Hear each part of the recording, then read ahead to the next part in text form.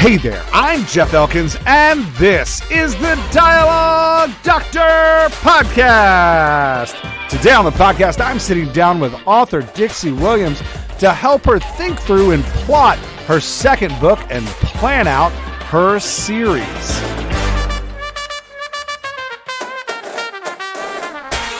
Okay, so I'm going to need everybody in the room to stand up and shake the hand of the person next to you. Tell them your name and say hello. Just kidding. That's... There was a season of my life, 15 years of my life, in fact, where I was a pastor. And that was a thing we would do on Sunday mornings to terrify all of the introverts in the room because we planned to eat them after the service. I'm just kidding. It was a thing that we used to do, and I hated it as an introvert. I was like, don't make me shake hands with a stranger. What are you doing? And so since I'm recording this on a Sunday, I thought I would put all of you through that terror. It feels like another life ago, I gotta say. It's been, how long has it been since I was a pastor? I was a pastor for 15 years, and I am now 11 years out of being that. So, I don't know. I still haven't crossed the I've been out longer than I was in. Anyway, that's it. This is another, can you guys please keep me on task? Please help me focus. Oh my goodness, I'm all over the place. Okay, so first, this is what happens when you give me a vacation. When I get like a week of vacation and then I come back, I'm like, okay, so first, let's talk about what's happening in the Dialogue Doctor world. You're going to want to watch your email for the next couple weeks because tomorrow morning, I'm going to send out an email. I have a conversation with the great publisher, Emily Barossa, coming up on Wednesday. And tomorrow morning, I'm going to send out an email asking you to send me all the questions you have about traditional publishing. What do you want to know? Now, she may not have she's great. She may not have all the answers. She has a massive history in traditional publishing, and she currently runs her own publishing company.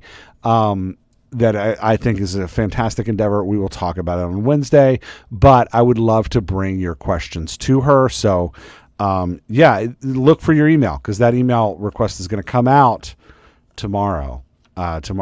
Today. When you're listening to this, you'll be listening to this on Monday. It's going to come out today. So if you're not signed up for the Dialogue Doctor email, do. And then, I do the Friends of the Pod. Come on, to steal a phrase from another podcast. And so I'm hoping to have Lindsay back on soon. We're going to do pitches. That'll also go out in email, ask you to send in your pitches for her to talk through and write. So, yeah, all of that is coming. If you're not signed up for the Dialogue Doctor email, you should so that you can participate in these things. Next thing, I think I mentioned I spoke in InkersCon at the end of June. Fantastic experience. I have 2 more conferences coming up this year. I've got a 2-hour block at the Maryland Writers Association conference in October, I think it is. Don't quote me on that. Go to the Maryland Writers Association's website and find it there. You can come even if you're not part of the Maryland Writers Association. Maryland Writers Association members get a discount. But if you're in like Virginia or PA or you're in the area, DC, and you want to come, it's taking place in Baltimore near the airport. It's a 2-day conference, really great, in person, and they've given me 2 hours on Sunday. We're going to do kind of a comprehensive character build where we start from zero, and then I help you think through your character, backstory, personality, voice modulations, the whole shebang. We'll be doing it there. So, get if you're in the area, come to that. I'd love to see you. Shoot me an email and let me know if you're coming so I can say hi. And then after that, I'm speaking at the Allied 24-hour conference. So the Allied does a conference that's 24 hours of just like speakers straight. It's online, digital. I'll be one of the speakers in that too. So you should go sign up for that as well. That is also something you should sign up for. I think that's it. We're going to have the Dash up soon. So the Dialogue Dash is our writing program where we write together for 80 days. We do 30 days of planning, 30 days of sprint writing where we just write hard for 30 days. And then we talk for 2 weeks. We talk editing. It is a fantastic community event. I really love it. I love it much more for the community than anything else. There's like 6 webinars, 6 hour-long webinars you get to come to. There's 30 days during the writing period of encouraging videos. There's 3 office hours a week for the entire 2.5 months, which is where you get to show up and just a dialogue doctor coach will be there to answer all of your fantastic questions. It really is our time to help you kind of process through whatever you're working on. It's gonna kick off October 1st. The writing time will be November, and then the editing is December. I would love for you to come and join that with us this week. The link is going to go live on the site. So the cost of it is $80. It's $1 a day.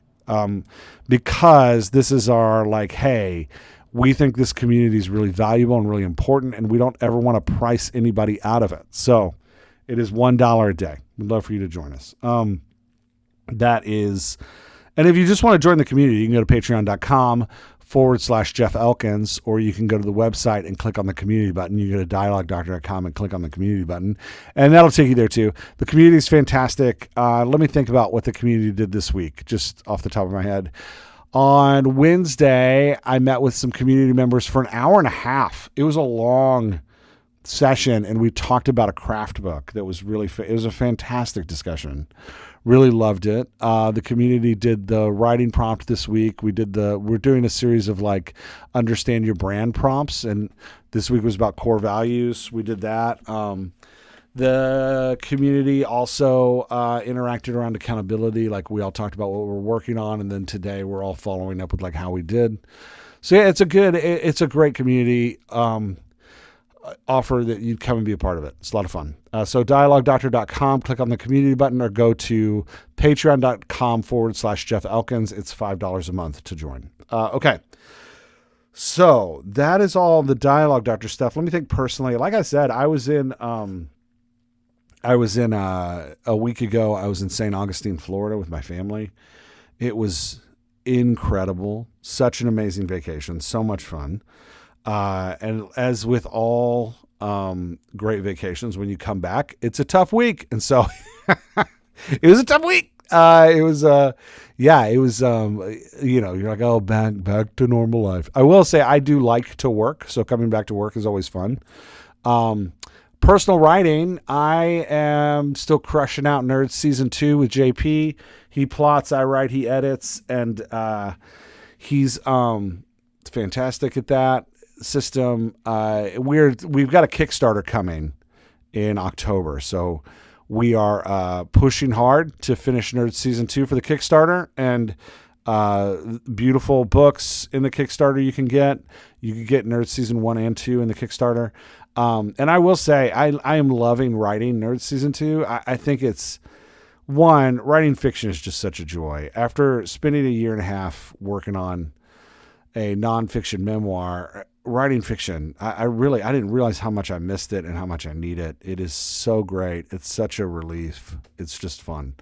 And so I'm trying to crunch out 6,000 to 8,000 words a week. And this week I fell a little short. I got 4,000 this week. I got sick on Wednesday. I had a weird migraine on Wednesday. I went out for a full day, but anyway.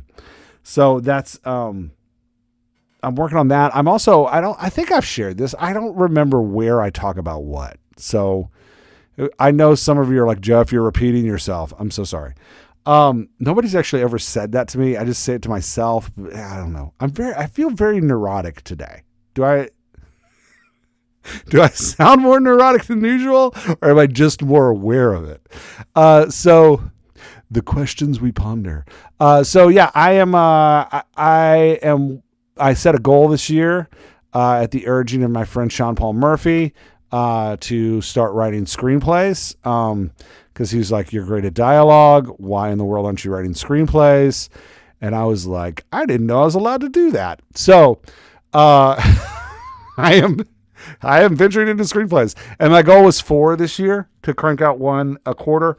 I finished my first one back in March, submitted it to a contest.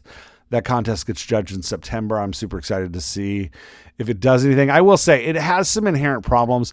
Something I learned from writing that one, because the contest gave me back notes, which was really great. The notes were not on structure. The notes were not on characterization. The notes were not on form. They were kind of detailed notes around scenes that they thought could be improved. And that for me is a huge win. That means that like, hey, the story works, the characters work. It's just there's scenes that need to be cleaned up a little bit. Oh, and every time they mentioned a scene, I was like, oh yeah, this scene is based on an inside joke that my family and my friends and I understand, but then somebody reading the script wouldn't know. So, I valid notes. Valid notes. Don't put inside jokes into things that are meant for outsiders. So yeah, so I don't know how it'll do in the contest because it's got these three scenes in it that I find hysterical. But when I step back and look at them, I'm like, oh yeah, that's really just for me. And then I just finished this week. My friend Sean and I worked on one together called The Long Drive, which we had lunch on Friday, and he asked me, he was like, how do you, because we've gone through several revisions of it, and I think we're like 90% done. And he made an amazing suggestion at lunch that I went in and put in on Saturday, and he's reading now to see how it went. But yeah, he asked me at the end of the lunch. He was like, "Do you like it, or are you just working on it because it's mine?" This was a script that he wrote back in the '80s and got optioned but never sold. And he was like, "Let's update it and rewrite it," which was an amazing learning experience for me because it was it really helped me understand screenplay writing, some things I was doing weird that like he just helped me see like, hey, this is a visual medium, not an audio medium. Was so I just needed somebody. It sounds like simple advice, but it was so crystallizing for me to be like, oh man, I was thinking about this like a novel, and it's not a novel. So anyway, I finished the second one pretty much. We're gonna start querying it soon, which I'm excited about. And then I'm on to the third. I've got two of them outlined. I'm trying to figure out which one I want to do. But yeah, so that's me and my personal update. Personally things like not writing things, everything's great. Like, family's good. Everything's awesome right now. Everything is awesome. Everything is cool when you're part of a team. Sorry. But so anyway, everything's going great. It's the summer, baby. The summer's awesome. I think I should stop. I should probably stop this now. I think I've probably taken this farther than it needed to go. All right, let's get into plotting a second book in a series with Dixie. Kind of nervous. Sorry, what'd you say? Nothing. You can say it? I was gonna say I'm kind of nervous on this one because I'm not I don't feel like prepared because you said just send You kind don't of have to be prepared. We're just a talking about, loose yeah, we're just talking about your book. Um, version. yeah, so okay, I'm actually gonna start the actual since I hit record in the middle of you talking, which I do to Laura all the time, drives her crazy. Um, I'm with Dixie. Dixie, you and I are talking about your second novel, and we're gonna brainstorm today your second novel a little bit. How can I most help you today? What do you want to walk away with when we're done? Um, a I guess an outline for the book, Okay, great. Let's do that. kind of chat through it. Yeah, that sounds fun. Um, yeah, so your second book is based on she was a vehicle character in your first book, but she was kind of the third vehicle, would you say? Like Yeah, I thought the most entertaining vehicle in I your know. first book. She was my favorite character in your first book. So you're stretching her out on your own. Do you want to explain who Rosie is? Rosie is a character with Down syndrome who this book is going to have all protagonists having either Down syndrome or autism. And I hope it's going to be a series and they're just going to go through adventures. And um, she's kind of spunky and fiery and fun. Nice. Yeah, my sister has Down syndrome, and you nailed Rosie's voice in the first book. It was really great. Yeah, I felt Oh, like I was good. reading my sister.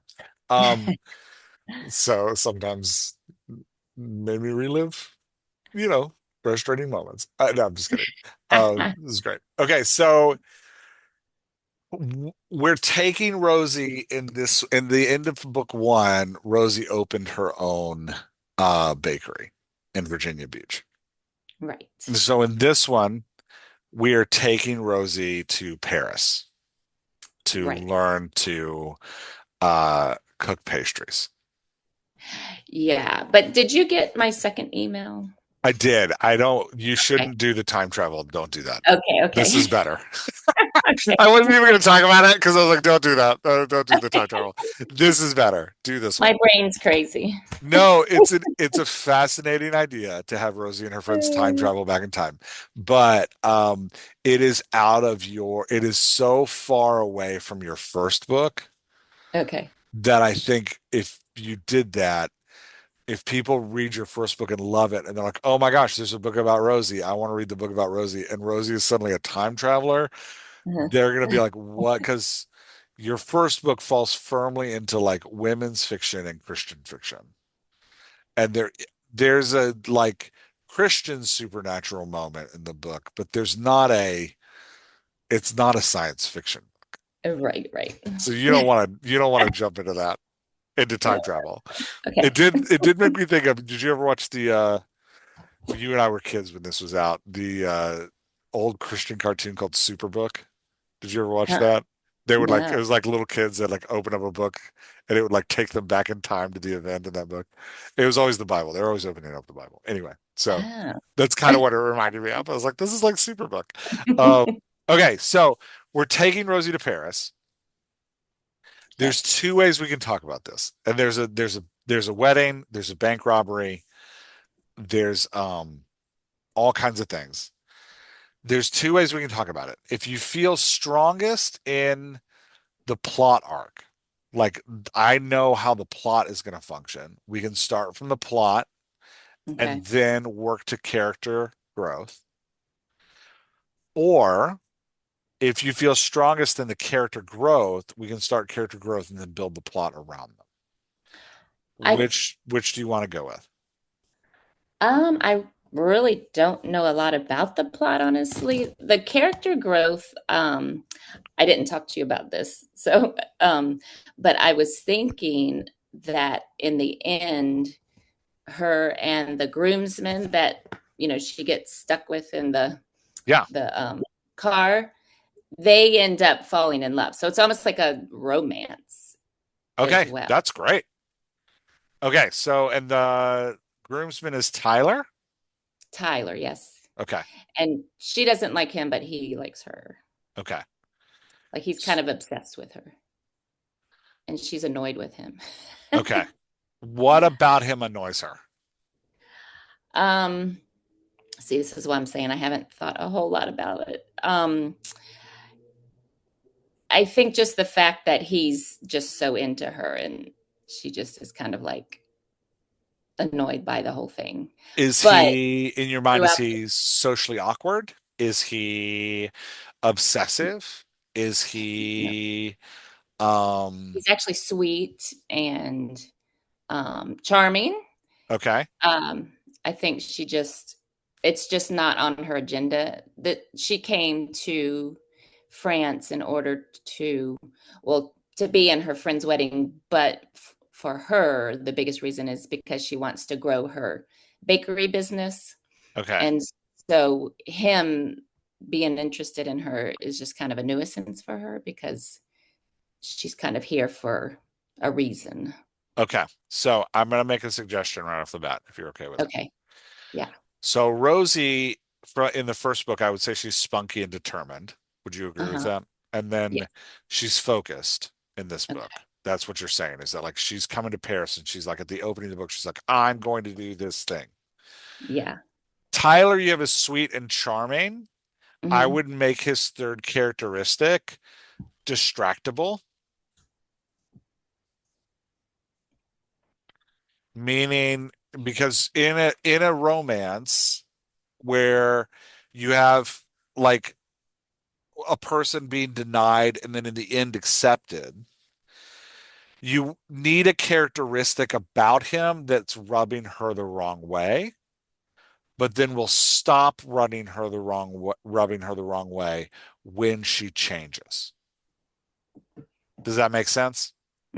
So Yeah. as she grows closer to him. So by the word distractible, I mean like kind of filled with wonder at things. Does that make sense? Yeah. Like, oh my gosh, we're in Paris. We should go see this thing. Oh my Okay. gosh, we're in Paris. We should do this. Oh my gosh, Rosie, look at the river. Look at how beautiful the river is. Let's sit by the river and drink coffee. That's what people do in Paris. Did you know there's catacombs? Let's go to the catacombs. Let's go see. Does that make sense? Yeah. Yeah. How does that feel? Like an Enneagram 7 kind of thing. Yeah, yeah. If you were gonna make him Enneagram, I would definitely make him a seven. The Yeah. like And busy, she's more like a always 3 sort moving. of, right? Yeah, Rosie. Yeah, Rosie's definitely a three. She's Yeah. the achiever. Um, yeah. So how does that feel to you? That feels good. Like I said, I'm nervous about this one because I'm so not Yeah, no, prepared. I think it's Usually I'm great. prepared. I So at the end of oh, sorry, I changed the color of that. That's not what I wanted to do. So then at the end of the book, we want them coming together, right? Yeah. That's whoever's watching this on video. I can't control the spreadsheet I put out, the sheet I put out, the whiteboard I put out. So in the end, we want them coming together, um, which means by the end of the story, Tyler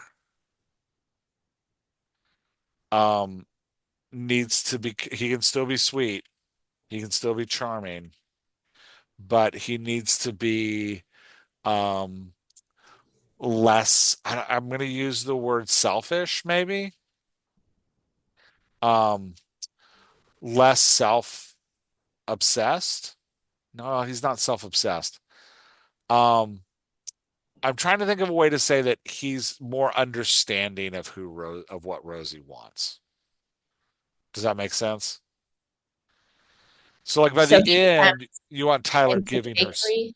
yeah, Is and that at the end you want him giving her space.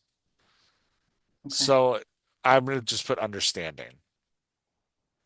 So he gives her more space, um, almost maybe when she starts liking him, maybe or Yeah, well, no? that's part of what he's got to learn to get her to like him is that he needs to help her in her mission, not distract her from her mission. Does that make sense? Yeah, and I was thinking that's part of why she starts liking him because he's a big part in them getting through this whole heist situation. Something he does is going to be courageous and selfless, and that's what gets them through the whole Yeah, um, heist situation. And so that's when she starts to respect him, I guess. yeah. I think that's great. So somewhere in the high situation, Tyler does is self-sacrificing. Is that how you'd put it, or would you put it a different way? Um, um, like whatever he does is going to be the whole crux of how they get out of the situation. Okay. Um, and maybe it's self-sacrificing. Yeah. So he's heroic and he saves the day to get them out Yeah, of the high situation. And that is when Rosie sees him differently. right. And they're trying to get to the wedding before they're trying to get back before the wedding, almost like the hangover situation. Yeah. Do they get So back to the wedding? yeah, because he something he does is going to help them, escape or solve the Yeah. situation. I think that's great. So they arrive back at the wedding on time. So that yeah, all because of him. Yeah. Well, we'll get there in a second. Or So, something. yeah, so they get back to the wedding on time. So we've got a heist, a wedding, an accidental kidnapping to a heist that they escape from, and then it ends in a wedding. Yeah. And then we get Arrival, right? They've got to show up in Paris. Mm-hmm. And we have probably Rosie starting classes of some kind. Yeah, and the whole reason that she leaves, on the day of the wedding is she is going to pick something up that she needs from this bakery. And that's like she was just going, and then he somehow finagles his way in with her because he's kind of obsessed with her. And that's another reason she's annoyed, is she just wanted to go on her own, but somehow he kind of like slips in and goes with her, and that annoys her Yeah. because she wanted to be independent. And Yeah, that's annoying. yeah. Yeah. Tyler tags along. Yeah. Tags along. Yeah, Yeah. exactly. Kind of like in the Barbie movie, Yeah. Skipper in the back, or whatever his name is. Alan. I still haven't seen that one. I really need to see it. I really want to. Yeah, that's great. So Rosie's ending, we're gonna have her still spunky, still determined, but more open to experiences. Does that make sense? Oh, in the ending, yeah. Yeah. So because what you want in a romance is them pulling toward each other. So he's becoming more understanding of her dreams and goals and actually wants to empower those. She is being open to more experiences. Does that make sense? Yeah. Now, here at the end somewhere, it might be post-wedding. Rosie needs to go to another bakery.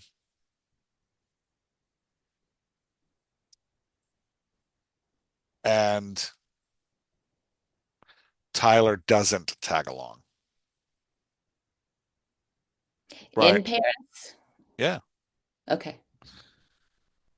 Because you want to end and start the same way. Okay. So Tyler's correcting his mistake. Right.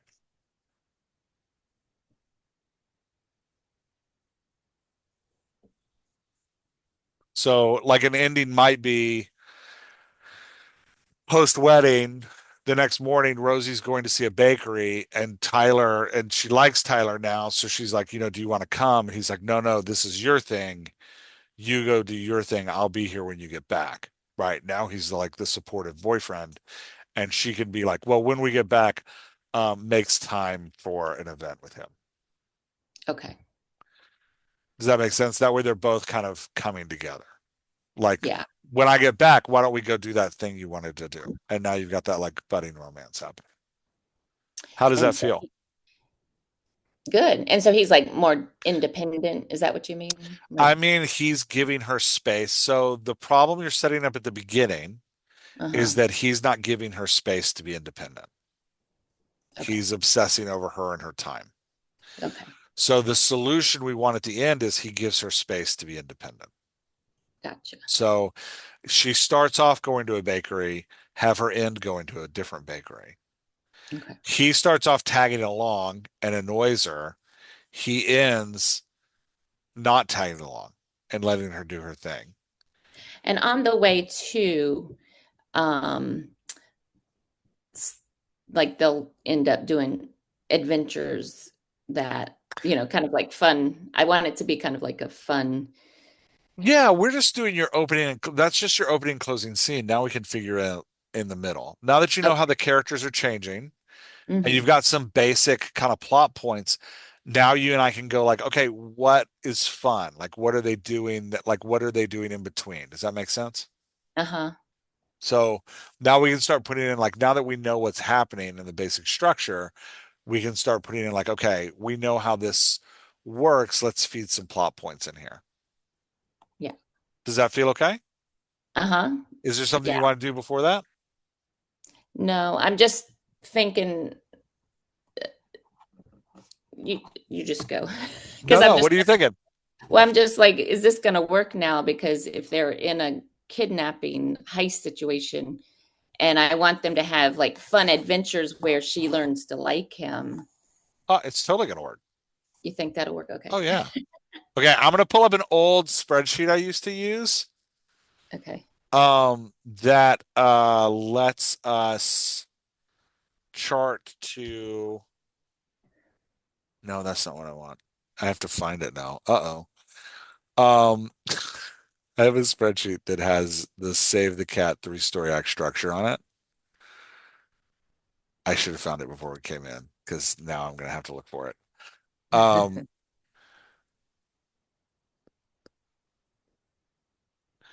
that's for a screenplay, but I can get it in there. Okay, give me 30 seconds.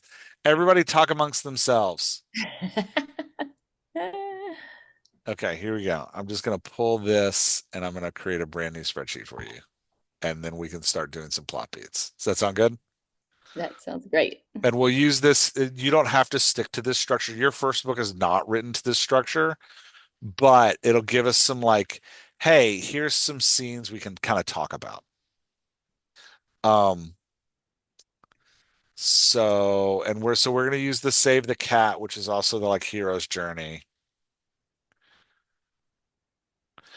And it'll give us kind of a structure to talk through. So I'm gonna drop this. Wait, I'm not sharing my screen. You can't even see that.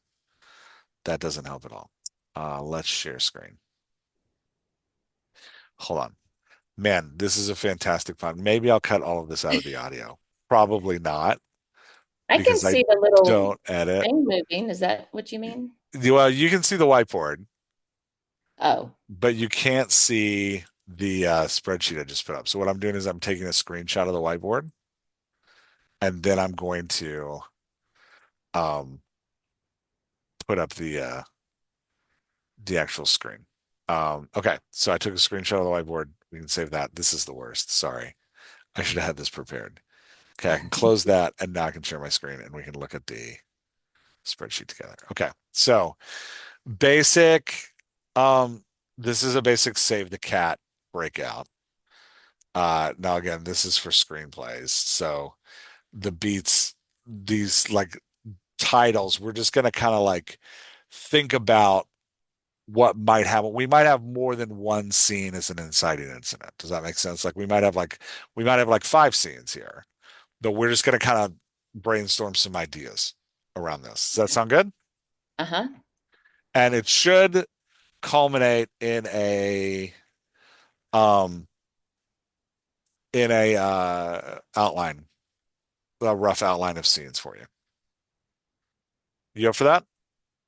That sounds great. Okay, good. Because if you're not, tell me, because otherwise we're about to go down a track that is going to take some time and not be helpful. Okay, so let me, there we go. Now I'm all ready. All right. So, opening image, how does the book open in your mind? Them arriving in Paris and being, you know, in awe, and maybe talk about a few of the Paris highlights. Nice. Do they go see anything, you think? Um, so they're gonna get to the. So maybe, yeah, maybe walk down the streets and get Yeah, croissants or something. I don't know. sounds good. So let's start them at arriving at their hotel, Yeah,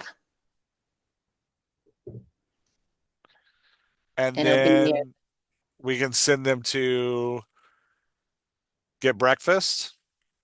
Yeah, in And the maybe by the Louvre or the Tuileries Gardens or yeah, something. by something famous. Yeah. And in this scene, you're going to need to kind of set up your timeline. So they need to talk about the wedding, and Rosie needs to talk about what she's doing. Talks about learning learning baking. Does that make sense? Yeah. So, and that's actually your theme stated. So we've already got your first 2 scenes in. You're going to arrive at the hotel. Rosie and her friends, all the friends need to be introduced. Set up the cast. right? So we see all of the friends in this scene, Hmm. Rosie and Tyler especially. And then in the next scene, the next scene you're writing, Rosie and the friends are going to get breakfast and they're going to have a conversation about the wedding and like discuss the wedding plans. And they're going to talk about, and Rosie's going to talk about how she's learning baking and what her agenda is. Does that make Hmm. sense? Yeah.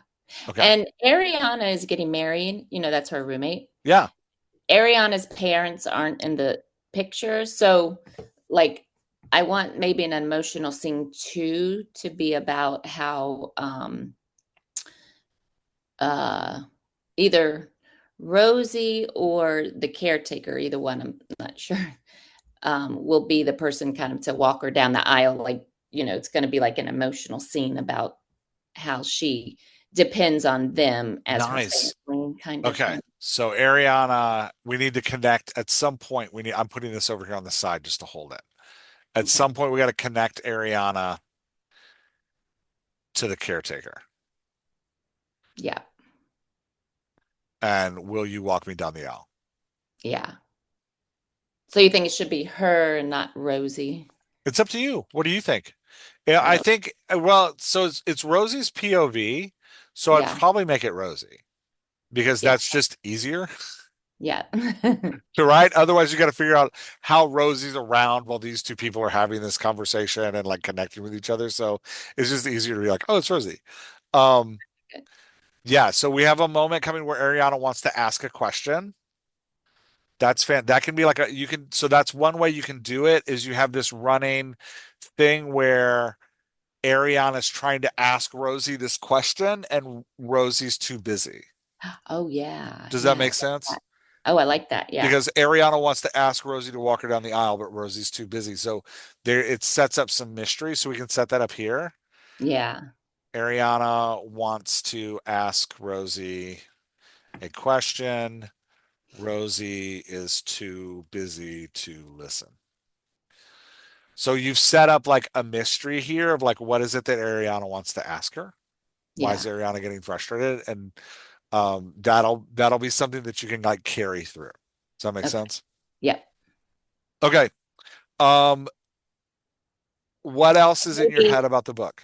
I wonder if maybe she thinks it's about the boy, like that Ariana wants her to get with the boy, and she Yeah, just is annoyed with him the whole time, like, stop bugging me about that or something.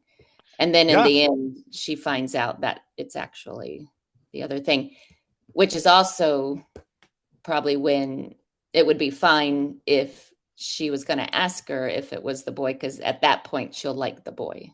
Does yeah. that make sense? It makes perfect sense. Okay. And let's go ahead and put that down here to break into three. So break into three, we'll have Ariana finally ask. So the way this Save the Cat format works, Dixie, is you have your first act, which is this opening and incident, setup, inciting incident, and then the protagonist debates as to what's happening. And then break into two means you're in the second act. And in the second act, you have a whole bunch of scenes that are called fun and games. They're usually about a side story. That's going to be your heist Hmm. kidnapping story. Okay. And then in a midpoint, it feels like they might win, but things escalate. Hmm. And then they have some scenes where bad stuff happens. It feels like all is lost. There's a dark night of the soul moment.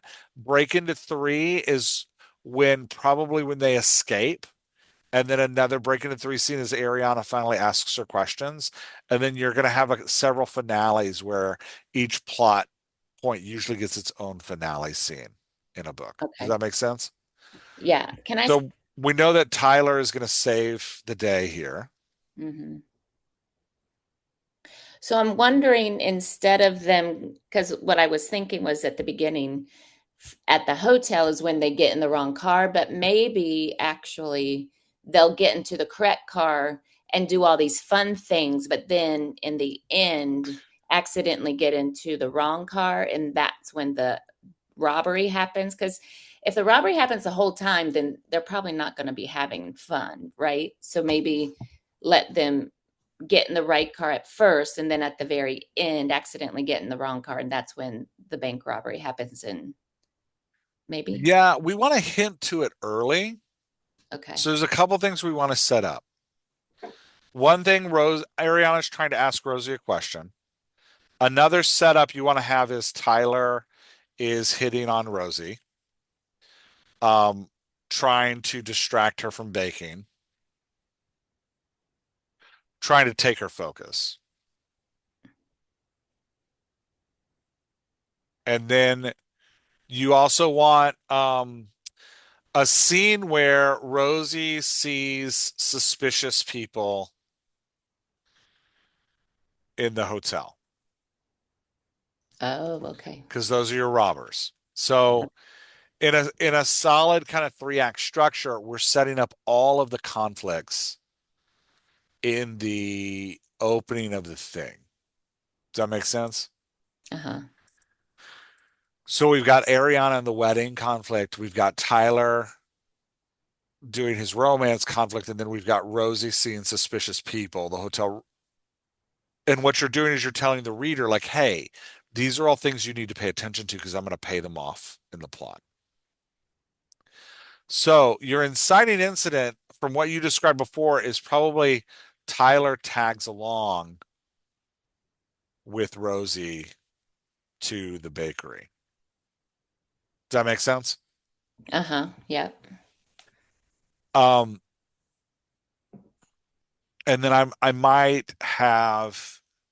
So then you need a scene, a debate scene where Rosie tries to ignore Tyler. Like, I'm just putting out a random scene. You probably need a debate scene where Rosie has a moment where she's charmed by Tyler,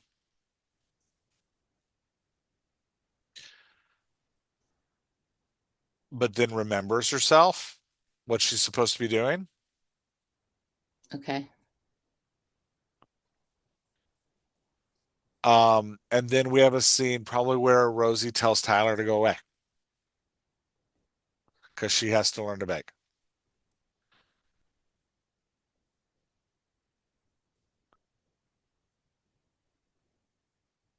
How do those feel? That feels good. Yeah, so this, like, Rosie tries to ignore Tyler, he tags along. This could happen, like, just a suggestion, like on the way to the bakery, Right. right? He tries to get her to do something else. Right. Because he gets excited about something. Yeah, something romantic. We're in Paris, it's romance. This debate, Tyler probably points something out to Rosie that she gets distracted by. This is a common trope in romance, in that, like, in the debate or setup, you give the love interests actually a moment of connection, so that we're kind of tempted to think, like, oh, this could actually work. They could possibly be good together. But then Rosie has to, like, snap at him and tell him to go away because she's been baking. Does that make sense? Yeah. Now, do you have like a wedding rehearsal planned, or do you have any kind of other events in your head that, like, not outside of the heist? Do you have any events for the friends to be doing? Um, You don't have to. If it doesn't come to you quickly, don't worry. We can just throw some in here. no. Okay. I would recommend, because it's a wedding, I would recommend like a rehearsal dinner Okay. with Rosie and her friends. Ooh, we could do it at the Eiffel Tower, Le Jeune Vert. Nice. Because we went there, my daughter and I did, and I loved it. Oh, that's great. Um, yeah, and in that scene, you can kind of it's a break in the two. So and here, so the key to this is Rosie has to declare to everyone that she is not going to be distracted. Because the inciting incident you've set up is, will Rosie allow her friends to distract her or not? She's debated that. At this point, she needs to make a declaration of what she's all into. She's all into not being distracted.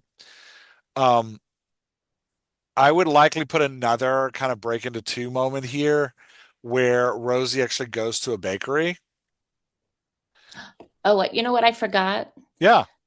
The reason Ariana wants to be married here is because there's this huge kiss, like, or some kind of rock and roll. Um, Oh, like Kiss the Band. yeah, sorry. Gotcha. There's some kind of rock and roll, like, palooza or something. Oh, so That's there's like what, a festival. yeah, I forgot that. Okay, so she's getting married at a festival, or they're going She's to a going to, festival. yeah, she's in Paris. She kind of wanted to do both, I Is the guess. wedding pre or post festival? Um, I guess.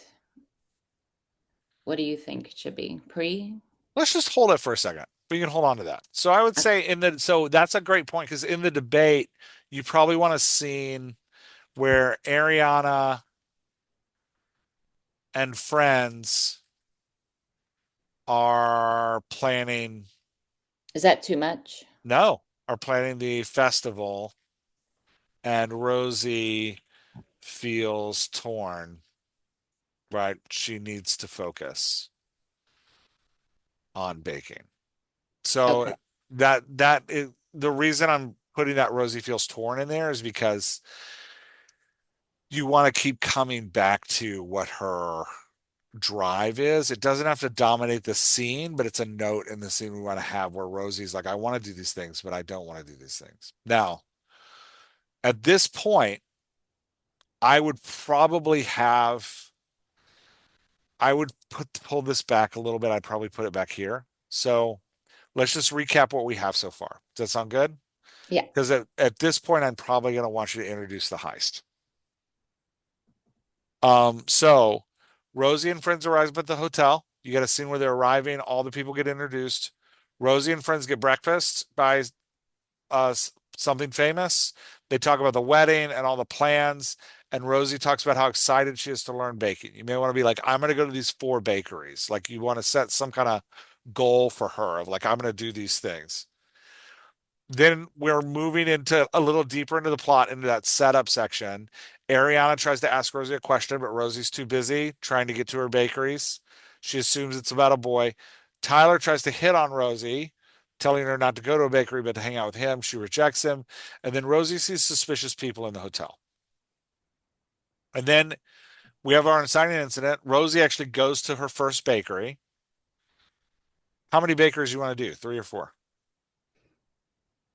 Um, my original plan was just one, so you think it'd be better to do like a famous baker. I'd probably do 3 because Okay. it gives her like a countdown. Does that make sense? Like it gives her Yeah. a goal of like, oh my gosh, I've got to accomplish these. I've got to meet these 3 bakers. Okay. Yeah. Okay. Yeah. So because if it's just one, then she's gonna meet him and then it's over. So you want to give her like this like drive to like meet these 3. And Okay. 3 is usually a pretty good number. Okay. So and it gives her something to do at the end of the plot as well, which is important because Tyler has to be like, hey, go see your baker. Okay. Um, so then we have Rosie trying to ignore Tyler. Rosie has a moment where she's charmed by Tyler, but remember she's supposed to be doing. Rosie tells Tyler to go away because she has to learn to bake. And then I would actually have Rosie meeting baker number 1, right? And it's good, but it's hard. So is this going to be, and so the debate you're having there is this going to be all it's cracked up for? Does that make sense? Okay. Yeah. So then you have Ariana and friends, Rosie included, are talking about the festival, and Rosie feels torn. She's got 2 bakers left to meet. And then you have the rehearsal dinner at the Eiffel Tower. Rosie declares to everyone that the most important thing to her is meeting the final 2 bakers. She's not going to be distracted. How does that sound? That sounds good. Do you like how this is coming out? Okay. Yeah. So here's where you have to have your heist. So Rosie and Tyler get into the wrong car with these suspicious people. Okay. What else do you have for what are your other ideas around the heist?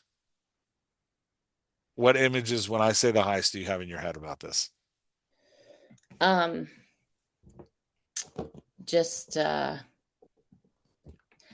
it, it was. I was just thinking it was just going to be chaotic. Okay. It doesn't I have to be a didn't. complete picture. Like, do you have any like moments where you're like, I kind of see them doing this, or kind of see this is what the chaos feels like?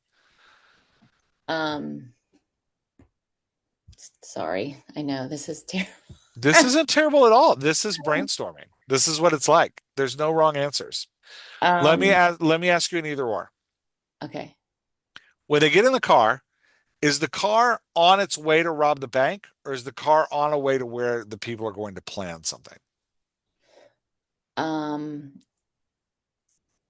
my thought originally was they were taking them to the spot To rob the bank. to rob the bank. Yeah. Okay. Rosie and Tyler. And at one point, I was even like, should it be a Tesla again, where somebody's That would be really funny.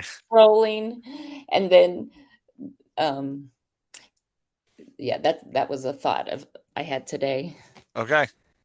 So then next fun and games, you want Rosie and Tyler. where nobody's in the car. It's just the two of them, and they're being like controlled. Are they in But the it doesn't. getaway vehicle? Yeah, they're in the getaway vehicle, and somehow it's getting they got into it before the other people, so now the other people are trying to control it from where they are. Yeah, that's great. So they're in an unmanned car. So they get in the wrong car. It's unmanned. The suspicious people aren't in the car. They're in the car by themselves. Right. It was just a thought today I I love had. it. That's great. That's definitely hijinks. Can't control the car. So then they discover that they are on their way to a bank robbery, right? Maybe they come pulling up at the bank, like the car comes to a stop at the bank. Yeah. And I guess that's when the robbers might get in, I guess. Yeah. So then robbers join. Scene three here is robbers join them in the car, and there is mass confusion. Yeah. Yeah. And there has to be some kind of like, we can't let them go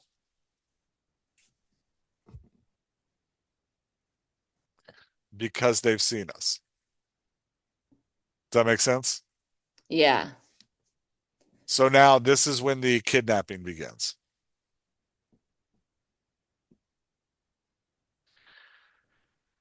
Fun and games number three is like, you almost picture like Rosie and Tyler tied up in a basement.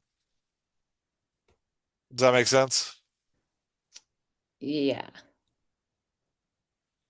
And this is one of those moments where Tyler is kind.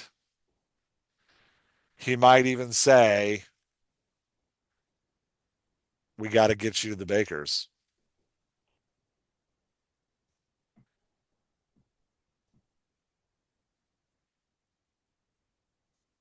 That makes sense, because that will make Rosie go, maybe he's not so bad. Right. Trust him a Yeah. little bit. Yeah. Now, you wanted Tyler to get them out of this. Any idea how that's going to happen? It's going to be somehow um, he's going to use his charm and wit somehow. And that's when she really starts to fall for him. Okay. So we can have a moment where Tyler is charming. We can just leave it at like blank as you think about how it is. To the robbers and gets himself untied. Yeah. Rosie jokes about her disability or her special ableness a lot. You might want to play into Yeah, that here. that's true. Like when they find out, when they get in the car, they're like, "Oh my gosh, these." Yeah. Well, you can have Tyler say something like, people with Downs have to go, people with Down syndrome have to go to the restroom every 45 minutes. That's Right? good. Like just an absolute lie, but it's charming. It gets him untied. Does that Yeah, make sense? yeah. And then, so I'm just going to give you the trope of And I what guess maybe happens. they can, when they find out, I guess they'll start treating them like they're stupid, and then somehow maybe he'll kind of go with that, and that's part of, like you said, like somehow he'll, Gets them to untie him. The yeah. way this usually goes is Rosie thinks Tyler has left her,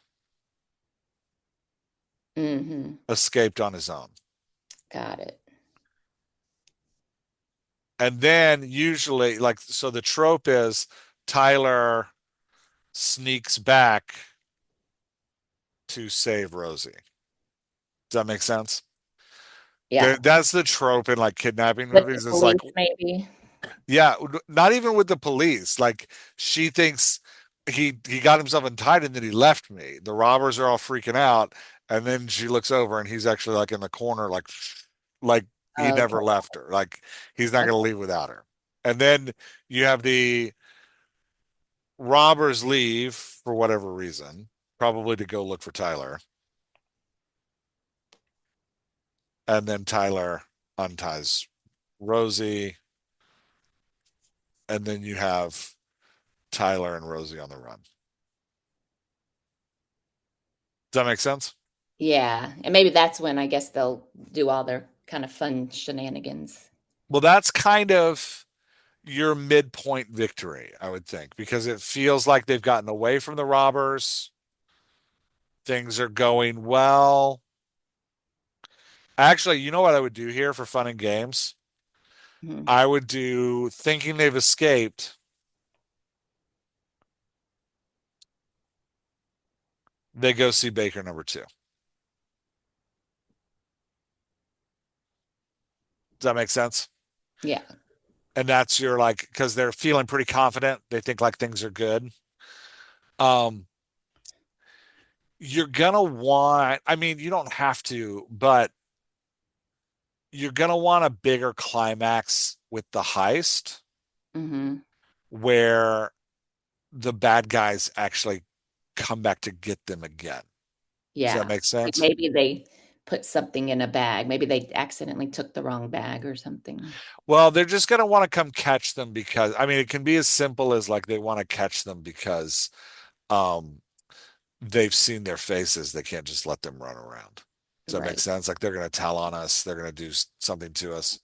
Yeah. So I would probably have here Tyler and Rosie return for the festival,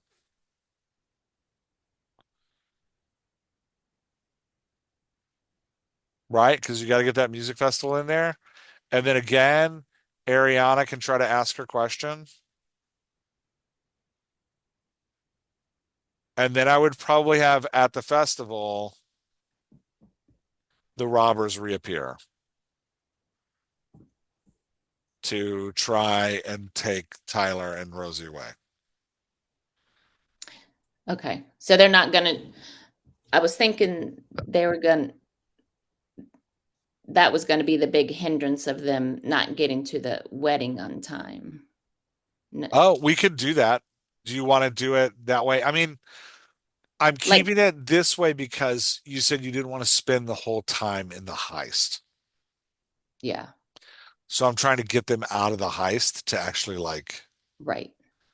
right? But then they're going back in the heist, Not right? yet. So I would probably have them run away here, Yeah.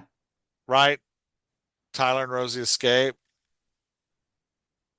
And they, yeah. with friends. And then I would probably have a scene where Tyler and Rosie tell the police. And then I would probably have a scene where Tyler and Rosie and friends do something fun. Right. And that could be the, And then I would have a like Rosie thinks she sees the robbers, Yeah. right? Keeping that tension going. Right. How does that feel? Yeah, I like that. And then when you're in the like all is so you can actually do that a couple like I'd say probably two times you can get away with that. But your all is lost moment is the robbers surprise Tyler and Rosie on the eve of the wedding and take them away again. Yeah. Does that make sense? Uh-huh. And then Dark Night of the Soul, Rosie and Tyler feel like everything is over Right. and Rosie will never see Baker 3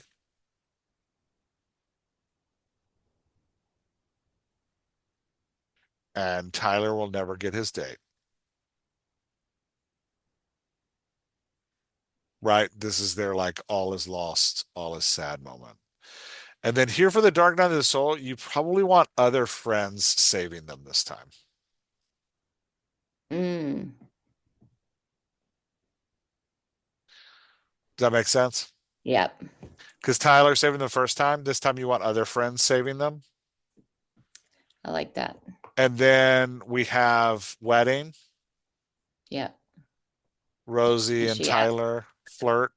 question Yeah. Oh, yeah. finally.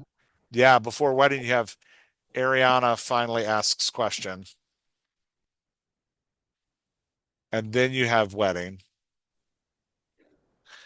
And then you have Tyler tells Rosie to go see Baker 3. So Rosie accomplishes her goal. Does that make sense? And then you have Yeah. Tyler and Rosie on a date. And there's the end of your romance.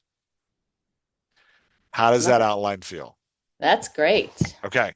Anything else you want to stick in there that we didn't get to?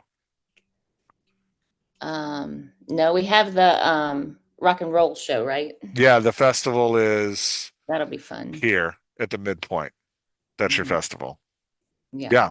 This is a fun, super action, almost action rom-com Yeah. is what you've got here. Yeah. And yeah, I feel like it's going to be a lot easier to write than the first one. Oh my gosh. Yes, this is going to be so much easier to write. And actually, I need to ask you about that. So I was thinking it would be a YA, but don't they have to be a certain age for it to be a YA? I mean, they're in that age. They're in their 20s. Okay. I think that works. I'm going to share this with you, by the way, so you can have this. I'll do that after we're done talking. Actually, let me just stop sharing my screen. Yeah, so they're in their 20s, so it being a YA works. Like that works for it. You know, if Okay. they're in their 40s, YAs get a little weird because then you're like, what? Why do kids want to read about people in their 40s? But yeah, I think early 20s, the age that Rosie's like moving out of high school into college age. Um, so I think that works great. Yeah. Mhm. Does that make sense? Okay. Yeah. Yeah. Any other questions you have about it? Do you feel good about it? Yeah, I feel great. Okay. At least Yeah, you've got it's a great. solid growth arc. You've got two solid growth arcs. You've got a good romance that pulls together. You've got a fun like hijinks heist in the middle that ends in a wedding in Paris. It sounds like a real winner to me. I Yeah. love it. Agents who are interested, email Dixie. Um, all right, Dixie, I'm gonna hit stop and you and I can talk a little bit more. Okay.